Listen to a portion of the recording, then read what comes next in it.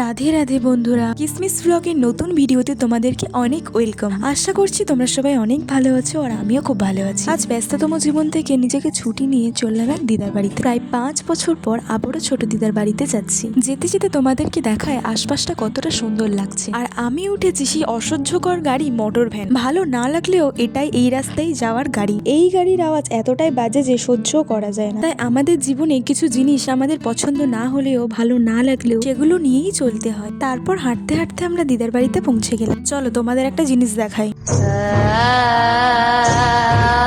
এটা আমার দিদার জায়ের বাড়ি। ওরা এখানে কেউ থাকে না, বাড়িটা এখন খালিই পড়ে থাকে। কিন্তু সবাই বলে এখানে নাকি ভূতের বাস। ওখানে গিয়ে গাটা এত ছমছম করছিল তাই দিয়েছি দৌড়। তারপর শুরু হয় যুদ্ধ। বোন আমাদের বাড়িতে যেতে দেবে না।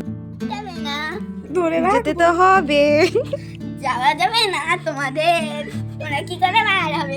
দেখেছো ওর কাণ্ড? যখন ঘরেতে শুয়েছিলাম তখনও বাইরে থেকে দরজাটা দিয়ে দিয়েছে। এটা কি গাছ কেউ বলতে পারবে তোমরা? জানলে অবশ্যই কমেন্ট করো। তারপর কোনো রকমে ম্যানেজ করে বোনকে পটিয়ে বাড়ি ফিরলাম। অনেকদিন ধরে খুব বেগুনি খেতে ইচ্ছা করছিল, তাই ফেরার পথে দুটো বেগুনি কিনে বাড়িতে আনলাম। মুড়ি আর বেগুনি দিয়ে সন্ধ্যের খাবারটা সারলাম। বেগুনিটা কিন্তু খুব টেস্টি ছিল। যতবার ভাবি মোটা হয়ে যাচ্ছি, তেল জিনিস একটু কম খাবো, ডায়েট করব, ততবারই ডায়েটের মাথায় হাত পড়ে যায়। তোমাদের মধ্যে কে কে আছো যারা আমার মতো এমনটা করে থাকো জানিও কিন্তু আমাকে। আজ রাতের খাবারে ছিল পরোটা আর ক্যাপসিকাম আলু ভাজা। আমাদের বাড়িতে আমার দিদিমা এসেছিল আর আমার দিম্মা পরোটা খুব সুন্দর বানায়, তাই দিম্মাকে বসিয়ে দিলাম গরম গরম পরোটা বানাতে। তারপর রাতে পরোটা খেয়ে তাড়াতাড়ি আমি ঘুমিয়ে পড়ি। আমার লাইফস্টাইল ব্লগ যদি তোমাদের ভালো লাগে চ্যানেলটাকে সাবস্ক্রাইব করে দিও। আমার পাশে থেকো। রাধে রাধে।